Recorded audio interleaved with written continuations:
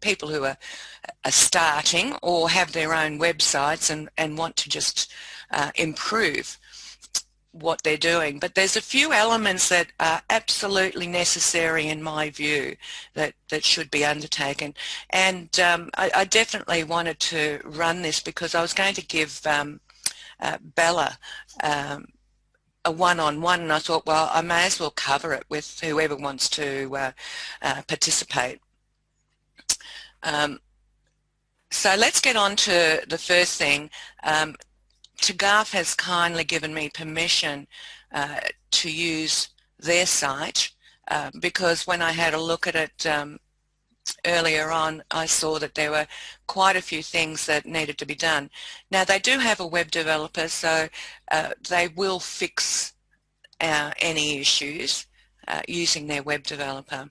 So I'm just going to go through the elements that I think that need to be improved, which also are necessary for any website, especially with e-commerce. Okay, so let's go to the dashboard first up. When you're on the dashboard, you can actually view what you want to see on your screen. So you can choose from here. Basically, I don't want that. I don't particularly need that. So that clears up your screen quite a bit, and then you can just move these around to where you want them. Okay, so that's just keeping this part clean. Okay, so the first things that that I really want to impress is the child theme. So what's a child theme? Basically, when you have a theme and you start making changes to the style or you start to add let's say scripting, then whenever there's an update of your theme, there's a very big risk of losing everything that you've done. So the first thing to do is to add a child theme, and that is a plugin. So, and I've actually got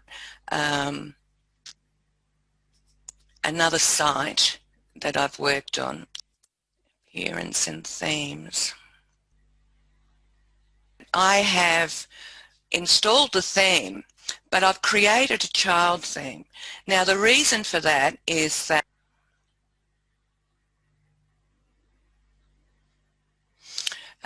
so this is a warning that you get whenever you are trying to change a theme. Now on the other WordPress site you will have that button as well as theme editor, and I'll go there. So I'm going to press I understand. But what happens here is that this is all your codes. I've copied across all of these pages. I haven't had to do it. The plugin does it automatically. You can check which ones you want. But these are the pages that are very important in when you're building your WordPress site because they rely very heavily on them. If we use the original, which is the Divi theme, it means that we're changing the theme style. So there's the very real risk of when we update it that we're going to lose any of the things that we've changed in sort of like the page styling. So this is the page styling. But if we were to add any code as a developer, then there's the very real risk that that we'll lose it. So then what you do is you go to plugins,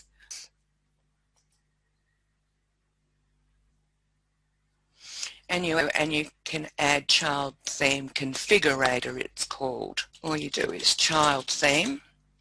There's quite a number, but I find that this one's the easiest.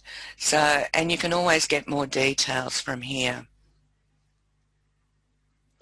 Now when you do add any plugin, make sure that you have a look at the reviews.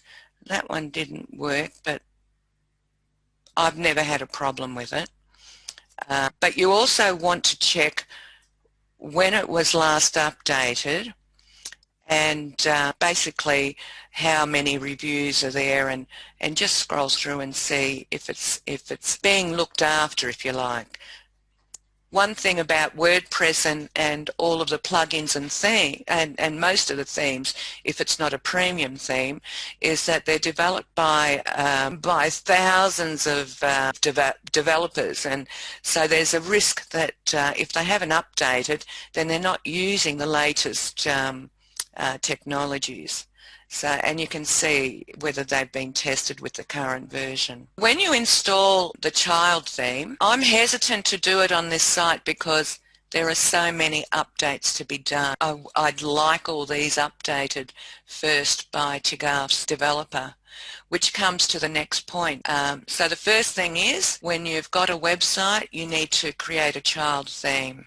In the child... I'm sorry, Madalen, that the child theme is just sort of a replicated version of the current website, so then you can go on and make changes but then recover it using child if something goes wrong. The child theme allows you to select pages that you want to copy across, and when you update your theme, it won't overwrite those particular that you've copied across into the child theme.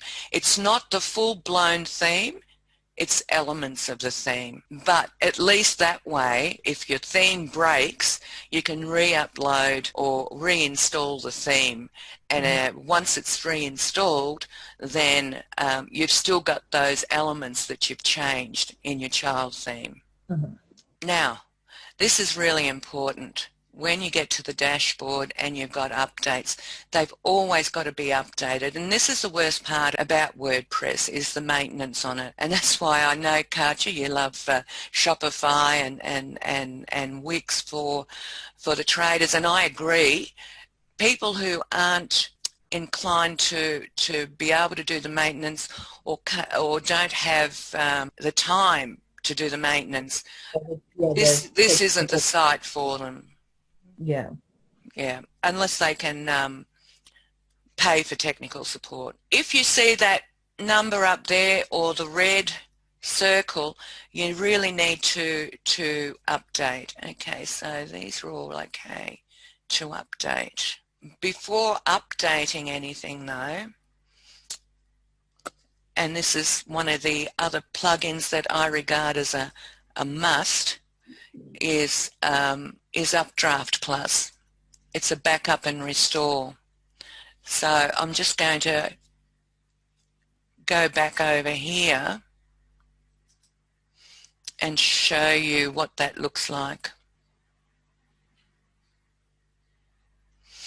So what this does is it automatically updates the website on a daily basis. You can actually add the frequency, whether it's, you know, if it's a really busy site, if you're doing a lot of changes, you'd probably want minimum is daily. If it's only a small site, you can do it weekly, but I still would like it done daily. And you can actually, the full file backup, that will back up pretty much everything. The database, because WordPress runs on databases, that should definitely be done daily, if not more frequently on a very busy site. So with the backup and restore, it's very simple. You back up and it will send you notifications when a backup is due, or when it's done a backup. I get those notifications daily for the websites I work with. Now also you can choose where you want to back it up to. So you've got remote storage as well. If you don't set any of these up, which I haven't, it saves it to the server. Speaking of backup, and it's not related to WordPress, but it's reminded me, one of my clients lost her entire MailChimp database because of a MailChimp error, and they told her that it's not their problem, and she lost like thousands of emails. So back up your email databases as well. Oh yeah, absolutely. I sort of would have treated MailChimp as the backup in many instances, you know. Every email you it just goes back in there. But no, it's So they can lose it. So can you back up your MailChimp database on WordPress, or is there another way? No, you just export it and store the That's right. Like a CVS file or something? Yeah, exactly. Okay. Yeah. I just do it because, yeah, it's like they literally have a clause that like they can cancel or delete your account at any time and are not liable in any way. So not ideal. Yeah, so that's a definite. You do need absolutely everything, and everything's pretty easily exportable to a CSV file, whether it's WooCommerce or you know, any other form that you have. You should be able to export the entries to a CSV file. So can I add something there? Yeah, go. Okay, so if you're a lead generation site, your lead gens should be stored. When you set up your WordPress site, you should keep all of your lead gens in the application, not in your email, because if they're in the application, you can sort through them and you can get business intelligence out of them. So what happens is you can work out what time it was, who inquired, how long it was before they purchased, what they inquired on, because you can dump it all into Excel and sort it and pivot it. So you should export the CSV file of all your products. That includes all the SKU codes. You should export, if you're a lead gen site, all of your leads, and you should export your mail database if you're using MailChimp into CSV files, because that doesn't matter what platform you use. You need to know who all your clients are. If you use a marketing platform, you need to know who all of the people on your mail database is. And if you want to move from WordPress to Magento or WooCommerce or anything, you need to be able to put all your products back in. So any kind of inventory management tool, anything like that, needs the data. So the three things that you've got to get people to export are their mail, their inquiry database, and then their products database. And that's really the product codes and prices and things like that. It comes out in a long stream, and you can move between one product and another. You know, you can upload and download them to different inventory management softwares. Yeah. Thanks, Peter. All right, so we need to keep the plugins updated. So this is a regular occurrence. Now, when you go to plugins, what's come through with WordPress 5.5, there's just been a major core update. Yeah. I'm just going to go to have a look at the plugins that are installed, because this is a very important aspect of all of them.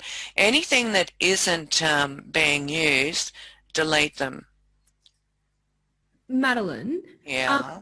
so for these like inactive plugins, should I be working with Aisha to do that, or should I let her know to tell her her website developer to delete them? I think that as she has a web developer, don't put yourself at risk.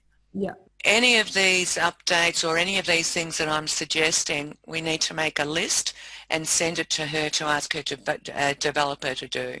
Yeah, no worries. I'm also going to send her the link to this recording as well when we're done, just in case she wants to have Yeah, that's a good idea. Yeah.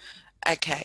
Now, there's just so many, 38 plugins. The more plugins you have, the more database and the more pressure on the server and the more chance of corruption of your files. I actually try to keep my plugins at around and under 25 items. Now, I know that I do have another site that has 30 plugins, but geez, I get worried once it gets to that. So I try to keep them between 20 and 25 plugins. Now, the other thing that WordPress has since 5.5 is to enable auto updates. Now, as much as I like to say, yep, go for it, press it for all of it, you just don't know whether once it's updated, it's going to corrupt the WordPress site, or perhaps break your CSS styling, it could damage. But there are some that are okay to update, and you can. Now, I don't know why you need that, because you're not migrating anywhere, unless you are migrating anywhere. All-in-one migration. Okay, asset cleanup. Contact form 7 is a good contact form to have. Now, duplicate page, I've actually got duplicate page. I'm using Yoast duplicate page. So that clones posts and pages. So that when you have your pages, and this is something else, this is another plugin. And you see, I'd like it on that site because it will help. But this one is called Cms Tree View. And what that allows is, with your pages, it will show them. The other one that I have on this particular site is called the Cms Tree View, so that is available on the dashboard. You can see it on the dashboard here, and you can move them around. So it's really handy. Whereas on Graph, on your pages, you see you have to go to click on all pages before you can see any and scroll through. So again, you would just press add, in plugins, add new plugin, and it is called Admin Tree View page and CMS Tree View page. There are these other plugins that I think are very important. Now, you do need a security plugin, and I can see that if we go back to the plugins,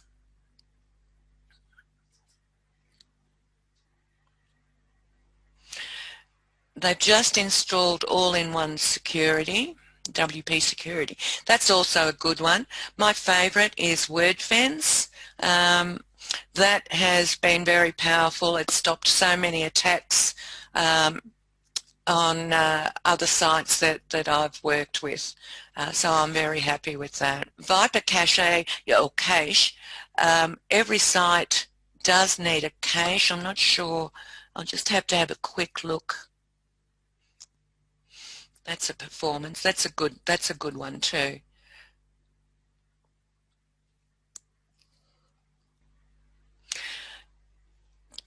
You know, the cache will make it run faster.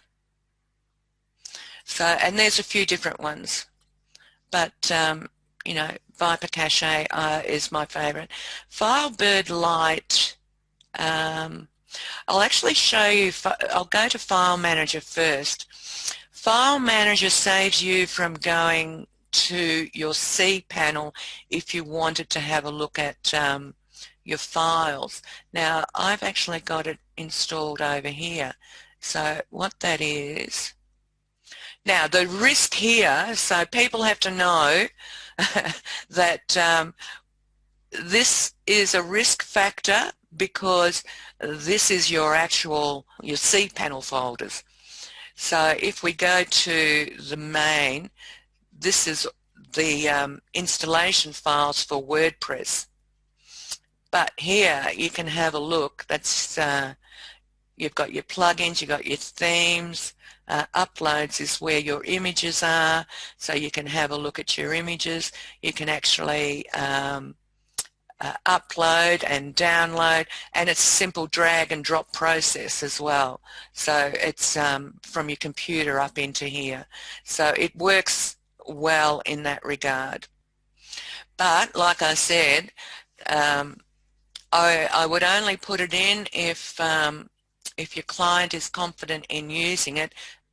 Image optimization, there is one installed here, which is Smush, and it does do a pretty good job, except I want to show you and this is a test that we're going to do. I downloaded one of Garth's images. When we went to the media library where all the images are, and this is where your PDFs would be uploaded, videos, etc. And I thought, well, okay, it's a big file, 849 kilobytes, and it's the dimensions are pretty big. So I thought, well, okay, I'll download it, and it has been smushed, basically compressed. It's at 4%. But what would it be if we do what I recommend? And I'm just going to find the file. Okay, so what I did is downloaded it. So we know it's, the 540 kilobytes. And now I'm just going to drag it and drop into here. Compressed it by 77%. So the plugins that you use, although, they sound great that they're going to compress the file, but do they compress them enough? So, and it's easy enough to, you download, you save the file, it's going to save the file, you choose where you want to save it, and then you upload it. So that's what I would recommend, and this is something that when Garth comes to the SEO side of it, all of those images should be redone and put through a compressor, because the site load is very important. While we're in Media Library, this is where the SEO side of images is so important. First of all, the image name. I can't impress on you enough that that is not a good SEO title. So a descriptive title would, and you use the business name, red, dangle, earrings, whatever it is, we've got to find the descriptive of this. And you can put in the product code at the end of it. Term that someone would type in to find it, basically. That's kind of how I describe that. Well, yeah, that's right. What are they looking for? Gold, handmade. Well, handmade isn't really important, but gold, you've got the red there. And this is where it's very important you put the alternative text and you give the title to the image, and that you have to do on every image. So on every one of these images is lacking that detail, and they're all using, it's not really enhancing the ability to find it. But it's a simple process, it's not difficult, so it's something that should be done. So the title gets picked up from whatever you call the file. So after our last conversation, I spoke to Aisha about this, and I think that she is going through or working her way through from her oldest ones to her newest ones, so right down the bottom, and actually changing the names, the file names, and doing that kind of stuff. So yeah, so that was really That's helpful. great. Now, one of the other little handy plugins I've got for images and files is, where we go to Media Library, I've added a plugin called Real Media Library. It allows you to actually create folders and put your images into the appropriate folder, so you can manage your files, your images a little bit better. So you could have one for earrings and then a subcategory, hoop or whatever. So I really like using this one. And when you're uploading, you can actually choose where you want the image to go. With the duplicate post, that saves you in, I'll just go to pages here. With any of the pages, it gives you the opportunity to clone or create a new draft. Saves a lot of time.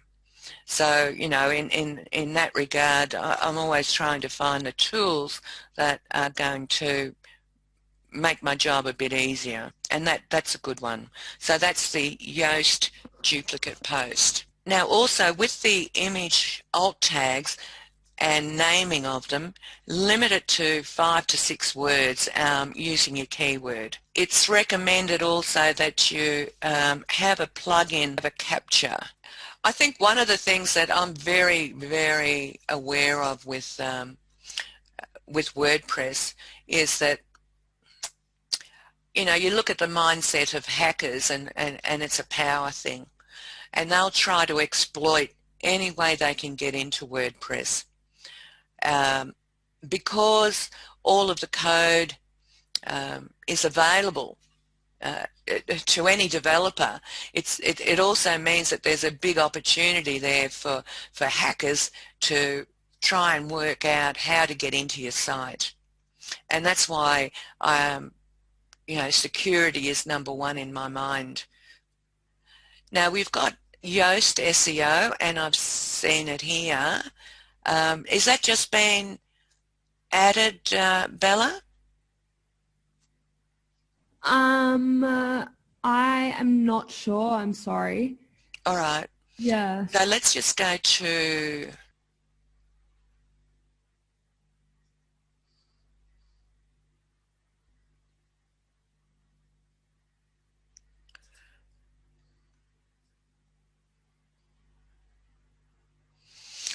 this is where Yoast SEO is at the bottom of every page. So I'd say that it's just been put in. Okay. So now when we go, let's go to Tagarth.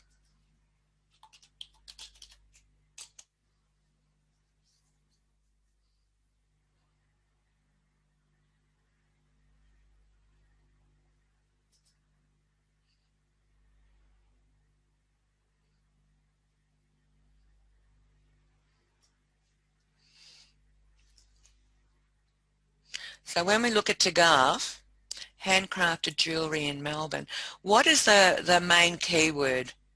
You know, what do we, but the thing is that, so you've got a focus phrase or word that you have on the page, but, and bearing in mind that whatever you put in as a focus keyword has to appear on this page at least twice. One is a heading 2, a heading 1, sorry, and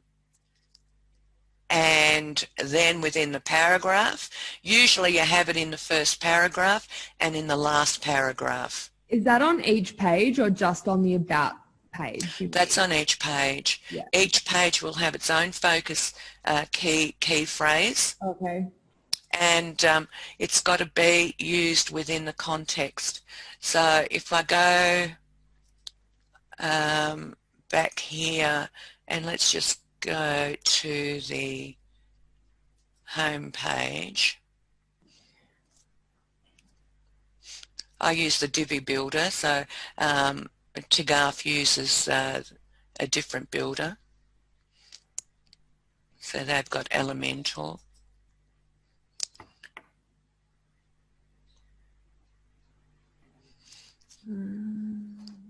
Okay, so the SEO, the small enterprise is my focus keyword, and then you get the opportunity to add your own SEO title and also your own meta description. Now what's good here is that it'll give you an SEO analysis. It'll also tell you what needs to be fixed and what's good about it. The other thing that it does is, and it also shows you the desktop result. So is that's this Divi one, right? No, this is just Yoast. just Yoast. Oh, okay. Yeah, but this up in this area it looks different because I'm using a different builder. Oh, okay. But the bottom of what's on Tagarth's page, yeah, when you scroll down, it's there as well. Oh, okay, good. So okay. that's what has to happen in there. Okay, cool. No worries. Okay. Now, to get the image, for that. That's the excerpt. Just add a featured image. So I've just popped a logo in there. Would you suggest, like, because Tagalf has no SEO, would you suggest doing like a Google campaign to get keywords, like Google keywords, before doing the SEO to find out like what people are looking for with jewelry and stuff, or just? Absolutely. Yeah. Okay. I mean, yeah, that should be the number one thing when building the website initially is let's find out what people are searching for, and then you create your pages with the content that's appropriate. I mean, you put in your own content, but you want to be drawing people to your site. So, you know, they're the SEO optimized websites. Yeah. So do the research first. And so does the Tagalf website already have like the Google plugin to get those AdWords? Like, you know how you have to have, is that for on the other websites I've worked on, you have to have like a Google plugin to like have a Google account and access? Does that make sense? Yeah. We don't have, doesn't look like it. Actually, it looks like they might. Okay, Monster Insights. Yep, they've got it connected. So this is telling us the page view, search console. Let's have a look. No, it's not. It's not connected. But that's because you need the upgrade. So the Monster Insights, she needs to like update this plugin, or she needs to upgrade it as in like pay? Upgrade it. I wouldn't do that. There's there are other plugins you can add where you can connect your Google Analytics.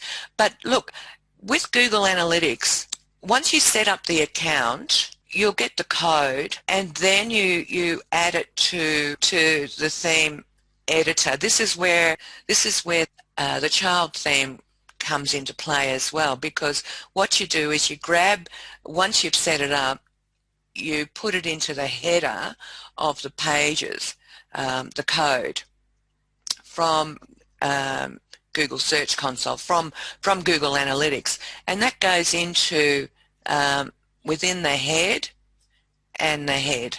So it's got to be in this area. So you would pretty much grab the code, the script code from Google, and then just paste it in here and then update the file. You can do that now. I've sent you the instructions, haven't I, Bella? Because you've got the instructions for MailChimp. You wanted to add the MailChimp. So yes, they should. I'm pretty sure the MailChimp is already on there, because I asked her a while, like when I first started working with her in June, I asked her to get her her web developer to put the MailChimp plugin in, as well as, you know, like Facebook and stuff, so I could connect to make a Facebook shop and set up a MailChimp database for her. So I think she said it was already in there, but maybe because he only did that, I think, like 2 weeks ago. And so I have been in the process of setting up like an actual account for her so we could start doing that, like email marketing. But I haven't actually myself had a look on the website for the plugin. She just said that he did it. So okay. I can double check. All right. Well, yeah, double check with her on that one. Okay, so when it comes to themes, oh good, it's cleaned out, but this is obviously the one that's active. There are like 6 different themes here, and a few of them needed updating. Only have, you know, your active theme, your child theme, your active theme, and one other theme, but try not to have any more than that. Okay, I want to go through a little bit on the WooCommerce products. What doesn't happen enough is people using tags. So if we go to WooCommerce products,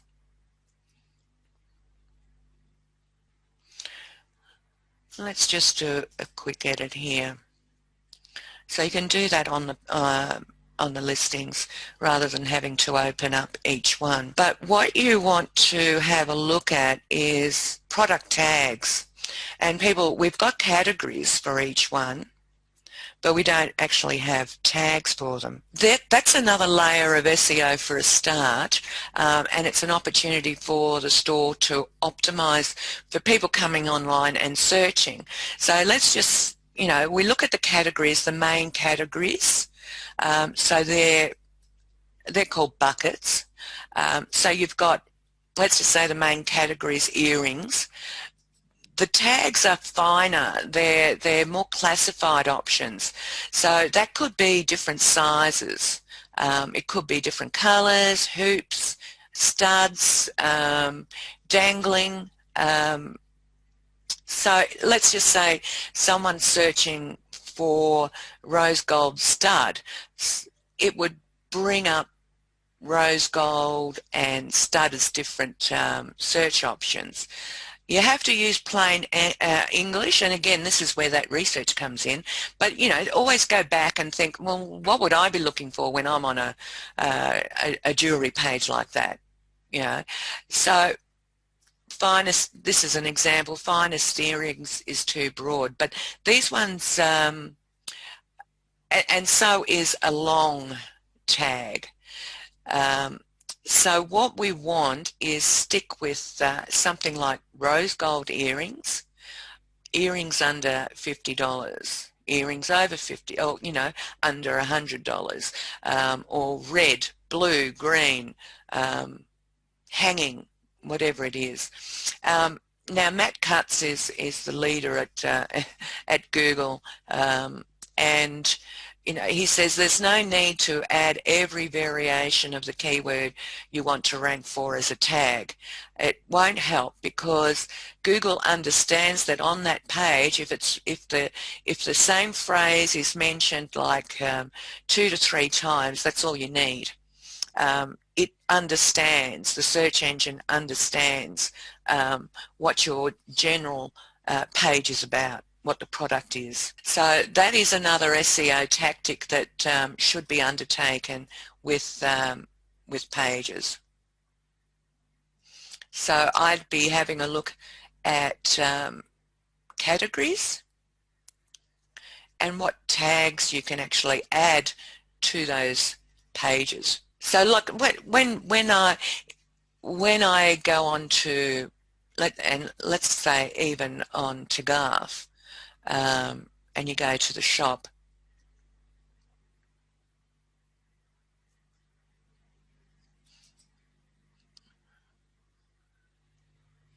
that's quite good, black.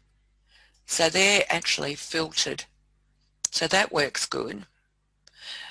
But if it's not like this setup on other WordPress sites, I would still add the tags though on Tagaf because it'll help with SEO.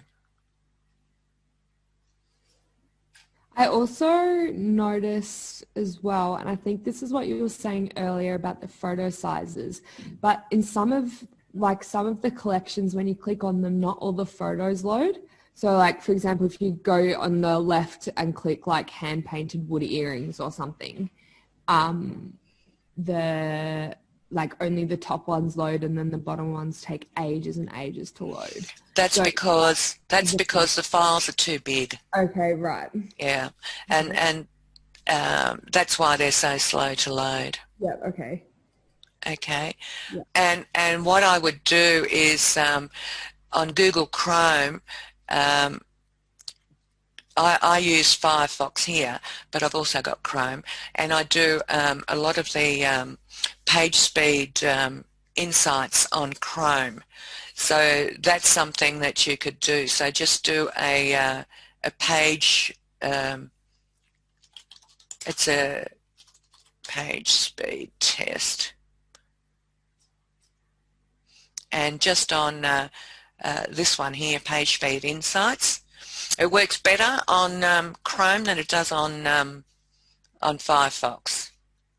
And this one's the other one that I use a lot. Actually, these three. That's why they're purple. I don't rely on just one. I usually try a couple, and I use them at different times of the day because it depends on the server load as well. Okay, so we've done the image library, checking the check for the updates. This is important too. So we've looked at the settings. Now, with the settings, permalinks.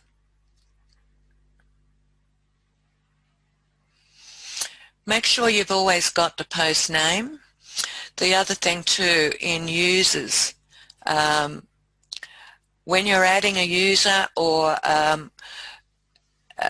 don't allow anyone to use admin to log in with, because, and especially the website name, because that's the first thing that hackers will try to get in with. But these ones are also good not to use. And use strong passwords. I'm just checking through my notes to make sure I've covered the mainstay. We've got security, backup. This one's good for local search, Yoast SEO, for local search optimization as well. That localizes it, especially if they're in, Melbourne, which most of our QBM sites are, so that's very good for that. Which ones to enable for auto updates? Okay, so I'm going to go back to the plugins page. There'll be some that won't allow you to enable auto updates, but there are some that you can enable that won't be a problem. Duplicate page, Elementor, I'm not so sure about at this stage. That's okay. See, that's disabled automatically. Yeah, so there we've got Google Analytics for WordPress. Health check and troubleshooting. That one can be MailChimp.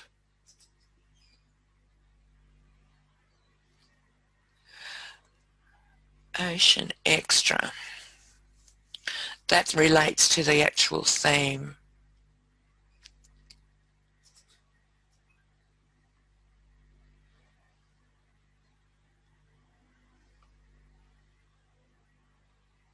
Yep, so they've got security. This one is like WordFence, and it is a very good security plugin as well. You'll notice this doesn't have a button. Yeah, I wouldn't do that automatically anyway. I don't like doing the WooCommerce automatically because there's been so many times that I've updated WooCommerce, especially when it goes, it's okay when they're minor updates like 5.1, 5.2, but when they go to a major core update, whether it's WordPress or WooCommerce, before updating any plugins, you should first do a backup of the site. And then you can update plugins. This one's a good one. Login attempts, limit login attempts is good as well. It still means that you're going to have to come in and do some manually. All right, so all of these need to be reviewed to make sure. See now, it's got security, so it doesn't need two. One's sufficient. So this one could be removed. Okay, so are there any questions at this stage? No, I'm all good, thank you. You're all good? All right, so we just need to make sure that we clean up, you've cleaned up the themes, or developer has. We clean out the the plugins, you're going to have to redo those images. I mean, even if they're going to be, because you're going to have to download them, you may as well resize them at the same time for SEO. I mean, as it stands, it's going to have to be downloaded so that you can then upload them here. So when you do download them, you're going to have to give them a proper name, and so you may as well resize them to an appropriate size. And with that, you can go to, what is it, pick, resize, and pretty much just upload it here to pick resize and resize the image. If I go to, I'll drag this here, continue to edit. So you can do a few things on here, but what we want to do is we want to resize this. Now 800 is the usual size, 8 by 6. This one is very big. Okay, it's very long, but that'll do. At least it's smaller. No need to do anything else. Resize. So you can see, look at the difference. Oh, it's come down. No, sorry, that's not good. That's a 450.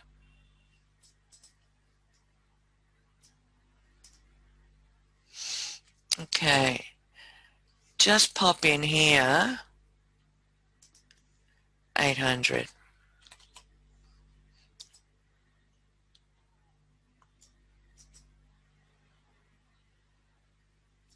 There it is. 147 as against 849. So that's the first starting point, and then you can save it to disk. If you view the image, there's no difference in quality. But you've saved so much. So, you know, as far as SEO is concerned and for images, you know, the first thing is to get them all to a standard size and then optimize them, name them, upload them, give them the alt tag, the title tag, so that they're found on Google and the pages are faster to load and the images are faster to load when there's more than one image in a product. Okay, anything else? No? All right, look, reach out if you've got any questions, just email me and I'm happy to help out whenever you like. All right, thank you very much all for coming. Thanks, Madalen. Okay.